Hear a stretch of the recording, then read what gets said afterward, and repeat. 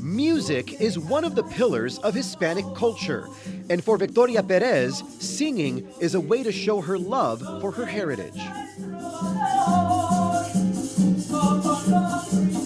Victoria is the artistic director of Buffalo's sole Hispanic theater company, Raíces, sharing the Hispanic experience on stage.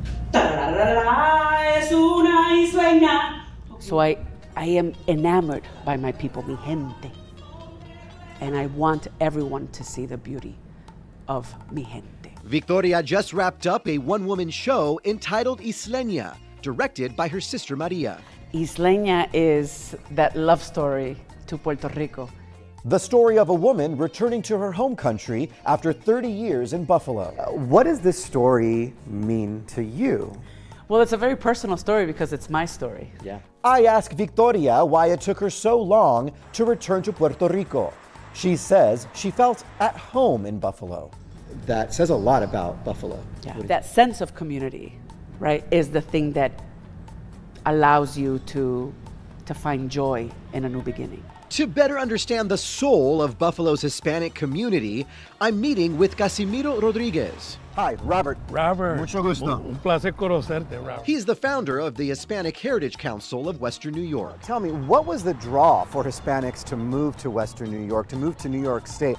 Was the farmlands, the industrial, and steel, rail, many factories. I imagine those stories of success. You know, you move here with the hope of opportunity and success, that American dream, and that word gets back home, and that is perhaps what led to the growth of the Hispanic community. Today, Hispanics make up more than 12% of Buffalo's population. Avenida San Juan, a portion of Niagara Street, has been designated the Hispanic Heritage Corridor. This is the heart of the Hispanic community here in the city of Buffalo. It's a beautiful area where we've been able to tell the story of our Hispanic community. The corridor is lined with Hispanic-owned businesses like Sabores de mi Tierra, or Flavors from My Land. Huele rico, huele rico. The restaurant serves up Colombian, Cuban, and Venezuelan dishes. But you know, one of the things that our parents, our ancestors had was a spirit of determination, of perseverance, of being able to succeed.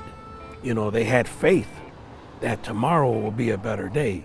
That legacy will be the foundation of the future Hispanic Heritage Cultural Institute. Okay, Cass, dime la importancia. Tell me the importance of having a cultural institute here in Buffalo. This growing community, this large Latino Hispanic community here in the city of Buffalo needs a place where they can celebrate and share.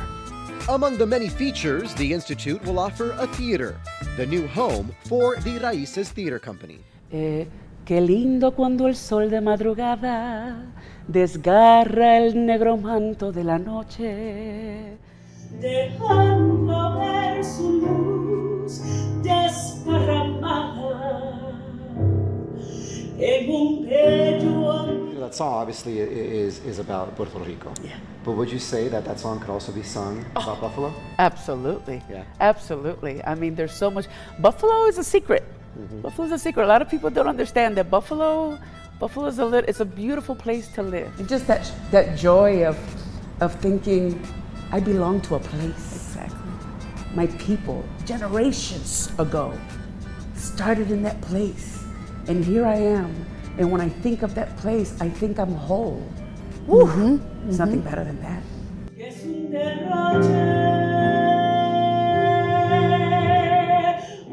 Robert Guadarrama, Spectrum News 1.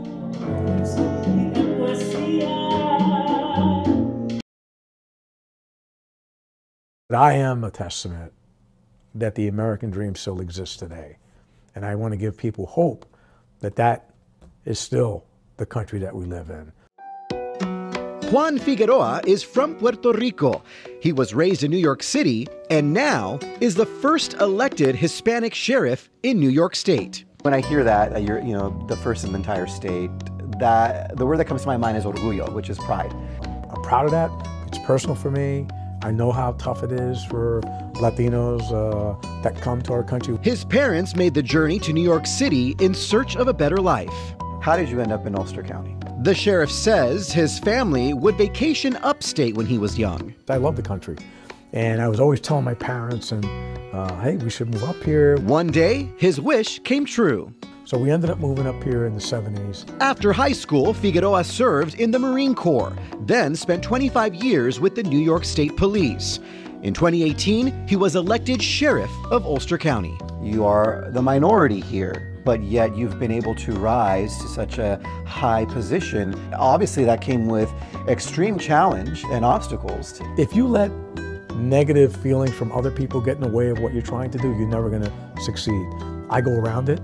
You're always going to find people that don't like you for the way you look or your philosophy, but they can't question your work ethic.